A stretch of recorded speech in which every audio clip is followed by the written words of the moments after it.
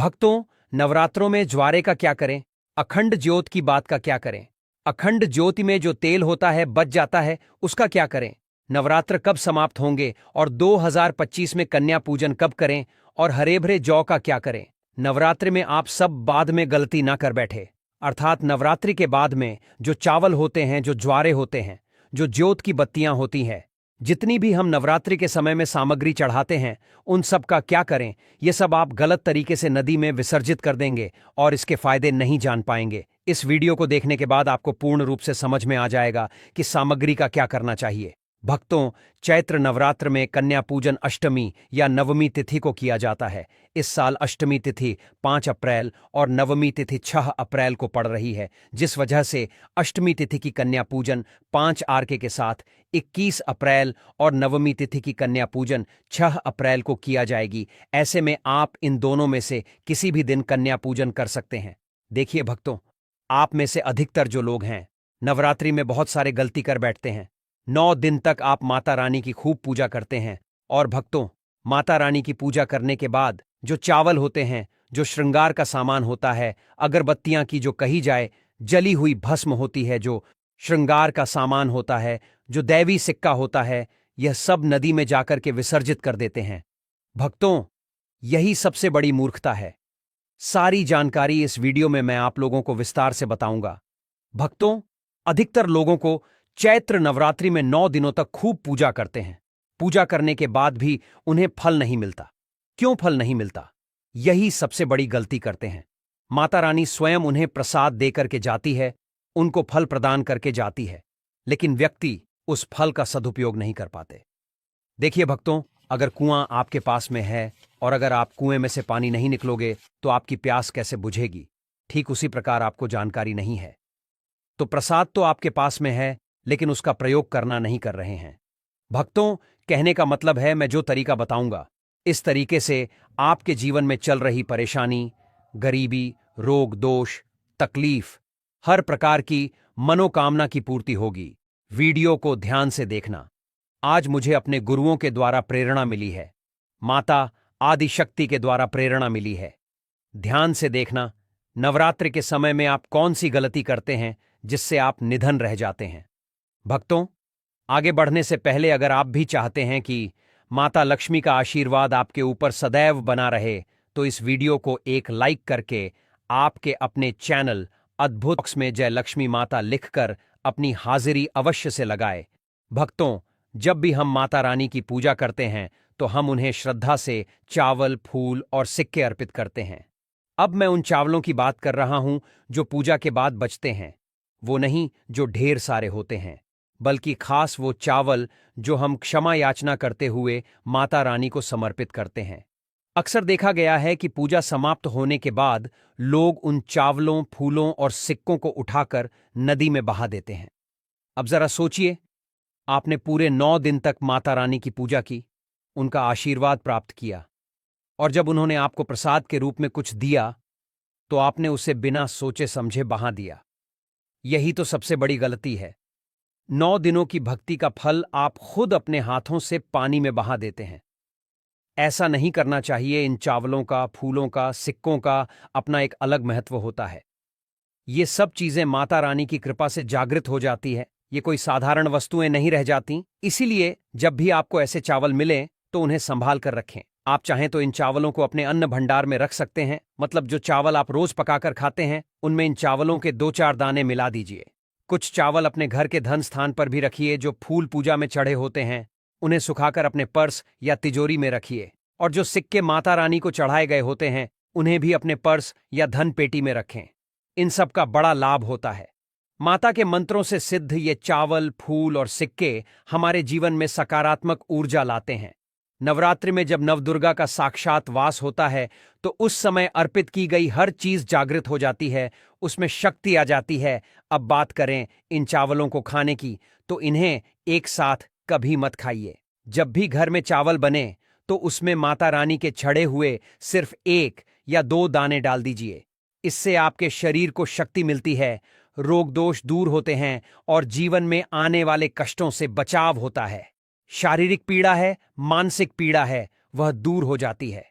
और भक्तों, माता रानी की आपको कृपा प्राप्त होती है। माता रानी की कृपा से शरीर में एक ऐसी ऊर्जा उत्पन्न होती है जिस ऊर्जा से आप अपने आप को स्वस्थ करते हैं, और आप जहां भी चले जाइए, जिस भी कार्य को करिए, वह कार्य आपका सफल होता है। और भक्तों, आपको एक बात और बता दूं कि कभी भी इन चावलों को थोड़ा सा खाते हैं, आपका पेट भर जाता है, यानी कि इसमें तृप्ति जल्दी मिलती है और आपके घर में कभी कभी भी अन्न की कमी नहीं रहेगी। आप में से अधिकतर जो भक्त हैं, माता रानी को श्रृंगार का सामान जरूर चढ़ाते हैं, और श्रृंगार का सामान चढ़ाने के बाद इसे आप लोग नदी में बहा देते हैं या फिर अन्य को दे देते होंगे। तो ऐसा आपको नहीं करना है।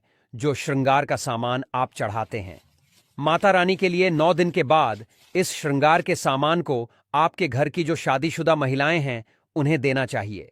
इससे क्या बेनिफिट होता है?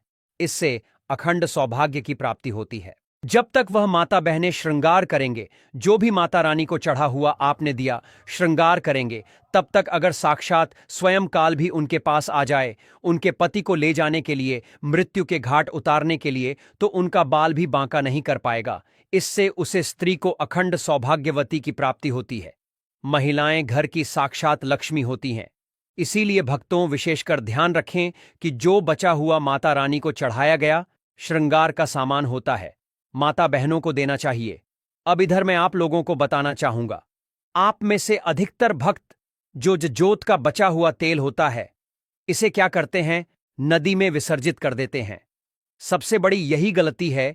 जो ज्योत का बचा तेल होता है, वह चैत्र नवरात्रि में जो ज्योत आप लोग जलाते हैं, तो क्या होता है, 9 दिन तक ज्योत जलने के कारण ज्योत में जो तेल बचा हुआ होता है भक्तों, जब कोई भी चीज जागृत अवस्था में आ जाती है तो उसका असर भी उतना ही गहरा और प्रभावशाली होता है।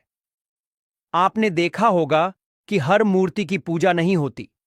जब कुम्हार मिट्टी से मूर्ति बनाता है या पत्थर से मूर्ति तराशी जाती है, तो वो केवल एक आकृति होती है।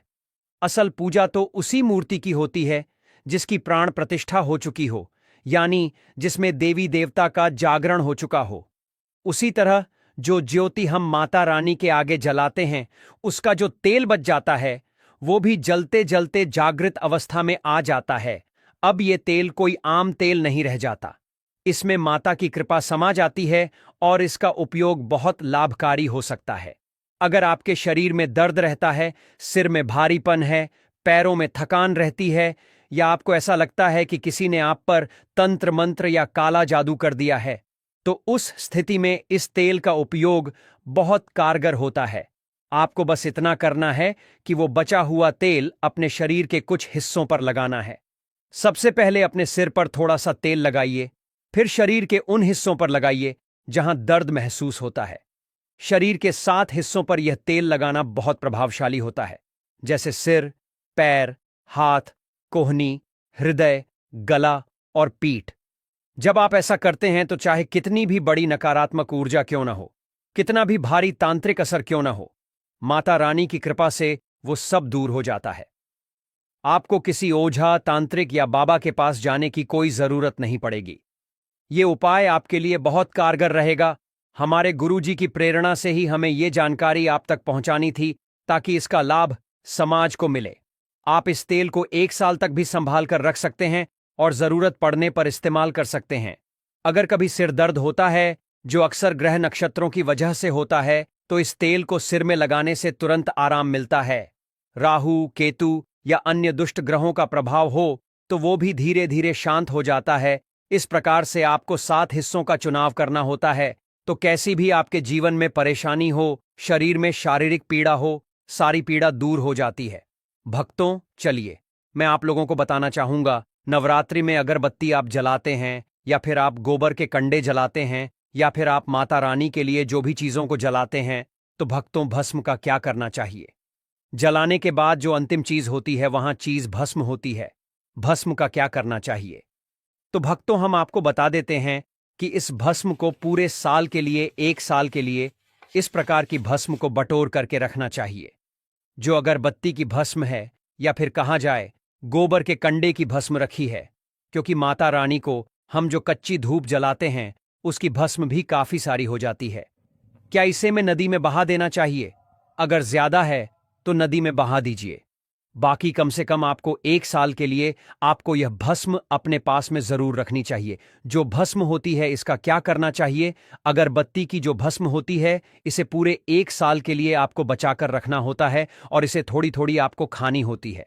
अगर आप चाहते हैं कि आपकी अध्यात्म उन्नति हो, आपकी प्रगति हो, तो ये थोड़ी थोड़ी मात्रा में खाना शुरू कर दीजिए। आपके जो सोचने समझने की क्षमता है इतना ज्यादा पावरफुल हो जाएगी कि आपके आसपास में रहने वाले लोग जितना सोचते हैं उससे 1000 गुना ज्यादा आपकी सोच बढ़ जाएगी। भक्तों, जिस भी कार्य को करने के लिए जाएंगे उस कार्य में आपको तरक्की मिलना शुरू हो जाएगी। और भक्तों, एक खास बात, छोटे बच्चों को नजर तो बहुत ही जल्दी लग जाती है। तो जो अगरबत्ती की भस्म होती है माता रानी के लिए 9 दिनों तक आपने भस्म जला करके रखी है, उस भस्म का थोड़ा सा तिलक आप जो हैं उनके मस्तक पर लगाइए। या फिर चाहते हैं तो जिस हिस्से में दर्द हो रहा है, जैसे कि पेट में अचानक से दर्द हो रहा है, जैसे कि पेट में अचानक से दर्द हो रहा है, उस हिस्से पर आप जो है इस भस्म को रगड़ दीजिए, अच्छी तरीके से भस्म लगा दीजिए। तो पेट में अगर प्रेत लगा हो, प्रेत भस्म हो जाएगा, बाहर निकल जाएगा। सिर दर्द हो रहा है, सिर में लगा दीजिए। यानी कहने का मतलब है कि यह आपके हर प्रकार के दुख तकलीफ बाधाओं को दूर करने का काम करता है। नित्य खाएंगे।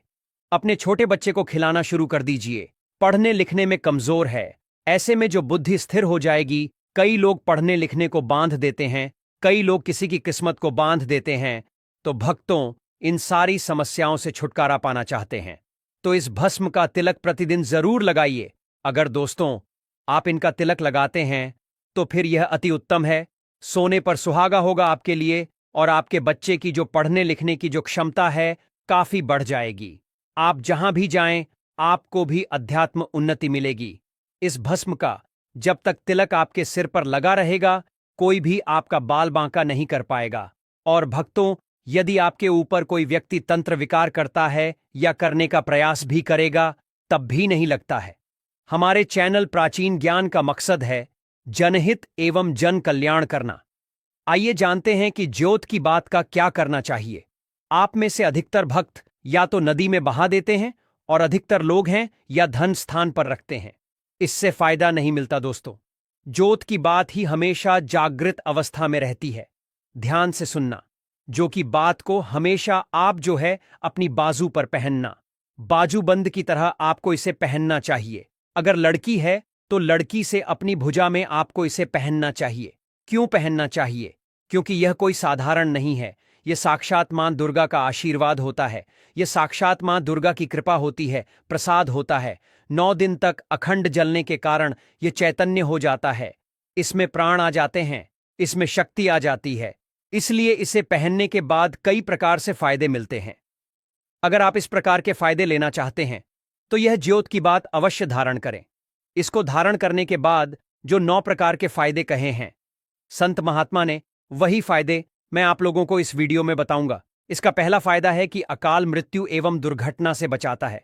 अगर कोई भी व्यक्ति इसे बाजू में पहनता है, धारण करता है, तो ऐसे व्यक्ति की कभी भी दुर्घटना नहीं होती, ऐसे व्यक्ति की कभी भी अकाल मृत्यु नहीं होती है। क्योंकि दोस्तों, ऐसे व्यक्ति के साथ में साक्षात मां दुर्गा की शक्तियां चलती हैं। यह जो आप धागा धारण कर रहे हैं ना, यह आप जो बाजू में बाती पहन रहे हैं, यह कोई साधारण बत्ती नहीं है। यह साक्षात नवदुर्गा का आशीर्वाद होता है। यह एक प्रकार का सुरक्षा कवच होता है। तो इसे पहनने के बाद कभी भी अकाल मृत्यु नहीं होती एवं दुर्घटना से यह हमेशा बचाव करने का काम करता है। भक्तों, इसका दूसरा फायदा नजर दोष एवं तंत्र बाधा से बचाता है। आप में से अधिकतर भक्त हमें बोलते हैं कि नजर दोष से परेशान रहते हैं। क्या करें? तो अगर आप नजर दोष से बचना चाहते हैं, आप चाहते हैं कि आपकी अध्यात्म उन्नति में किसी की नजर दोष ना लगे, आपकी उन्नति हो, प्रगति हो, तो बिल्कुल ही इसे धारण करिए। यह सदर दोष एवं तंत्र बाधा से बचाता है। कितना बड़ा तांत्रिक व्यक्ति क्यों ना आपके ऊपर में तंत्र क्रिया कर दें, वह तंत्र क्रिया नहीं लगेगी, सदा बचे रहेंगे। भक्तों, इसका तीसरा फायदा भूत प्रेत एवं नीच शक्ति से बचाता है। आप कहीं भी मरघट में जाकर के सो जाएं, इसको पहनने के बाद भूत प्रेत आपका बाल भी बांका नहीं कर पाएगा। तो भूत प्रेत एवं नकारात्मक शक्ति से इसको पहनने के बाद हमें बचाव होता है। भक्तों, इसका चौथा फायदा लक्ष्मी की पूर्ण कृपा प्राप्त होती है। जो लोग चाहते हैं कि माता लक्ष्मी सिद्ध हो जाए, उनके जीवन में उनकी कमी ना हो, तो ऐसे व्यक्ति से अवश्य धारण करें। लक्ष्मी माता की पुण्य कृपा प्राप्त होती है। एवं नवदुर्गा का आशीर्वाद भी मिलता है। इसका अगला फायदा दैहिक और भौतिक सुखों की प्राप्ति होती। इसको धारण करने के बाद जो लोग दैहिक सुख प्राप्त करना चाहते हैं, दैविक सुख प्राप्त करना चाहते हैं, भौतिक सुखों की प्राप्ति करना चाहते हैं, ऐसे व्यक्ति को इसे अवश्य धारण करना चाहिए। इसका छठा फायदा मनोवांछित कार्य सफल होता है। आपने लंबे समय से जो मनोवांछित कार्य सोच करके रखा है वह सफल नहीं हो पा रहा है, तो इसको धारण करने के बाद मनोवांछित कार्य सफल होना शुरू हो जाता है। भक्तों, इसका अगला फायदा इच्छित नौकरी की प्राप्ति होती है, तो इसको धारण करने के बाद इच्छित नौकरी की प्राप्ति होती है। इसका आठवां फायदा दैविक सिद्धि की प्राप्ति होती है। भक्तों, जब आप मां दुर्गा के चढ़ाए हुए किसी भी वस्त्र, फूल या प्रसाद को अपने पास रखते हैं या धारण करते हैं, तो मां दुर्गा अंश रूप में आपके शरीर में विराजमान रहती हैं। जब तक आप इसे अपने साथ रखते हैं तब तक मां की कृपा आप पर बनी रहती है। और ये तो आप भी जानते हैं कि जिस व्यक्ति के शरीर में स्वयं नवदुर्गा वास कर जाएं, उसके जीवन में कभी भी अन्न, धन या किसी भी वस्तु की कमी नहीं होती। अगर आप किसी एक रूप की पूजा करना चाहते हैं जो जल्दी प्रसन्न हो जाए, तो आप मां महागौरी की पूजा शुरू कर सकते हैं। ये बहुत जल्दी भक्तों से प्रसन्न हो जाती हैं और इनकी कृपा से जीवन में सुख शांति आती है। मां दुर्गा का जो स्वरूप सिद्धिदात्री के रूप में जाना जाता है, वो सभी प्रकार की सिद्धियां देने वाला स्वरूप है। सिद्धि का मतलब सिर्फ कोई चमत्कारिक शक्ति नहीं, बल्कि मोक्ष तक की प्राप्ति हो सकती है। यानी जीवन के हर क्षेत्र में सफलता, शांति और आत्मिक उन्नति मिलती है। नवरात्रि के 9वें दिन मां सिद्धिदात्री की पूजा करना बहुत फलदायी माना गया है। कहा जाता है कि इस दिन मां की आराधना से कोई भी असंभव कार्य संभव हो सकता है। यही वजह है कि जितने भी साधक होते हैं जो सिद्धि प्राप्त करना चाहते हैं, वो विशेष रूप से इस दिन मां सिद्धिदात्री की पूजा करते हैं। मां न तो किसी में भेदभाव करती हैं, न किसी को कम या ज्यादा समझती हैं। चाहे कोई असुर हो, मानव हो, दानव हो या कोई भी जाति धर्म का हो, मां सभी को समान रूप से अपनी कृपा देती है। इनका जो बीज मंत्र है वो है सिद्धिदात्री नमः। अगर आप सच में सिद्धियां प्राप्त करना चाहते हैं, अपने जीवन में चमत्कारी बदलाव देखना चाहते हैं, तो इस मंत्र का जितना हो सके जाप कीजिए। इस मंत्र का जाप करने से 8 प्रकार की सिद्धियां और 9 प्रकार की निधियां प्राप्त होती हैं। तो भक्तों, अगर मन में सच्ची श्रद्धा हो और साधना में निरंतरता हो, तो मां सिद्धिदात्री की कृपा से जीवन में हर वो चीज मिल सकती है जो आपने कभी सोची भी ना हो। भक्तों, यह तमाम जानकारी जन रुचि को ध्यान में रखकर दी जा रही है। वास्तुशास्त्र के उपाय को अपनी आस्था और विश्वास पर आजमाएं। हमारा चैनल इस वीडियो के द्वारा किसी भी प्रकार का कोई दावा नहीं करता है। आज की यह जानकारी अगर आपको पसंद आई हो तो इस वीडियो को एक लाइक करके आपके अपने और बेल नोटिफिकेशन को ऑल पर सेट जरूर करें।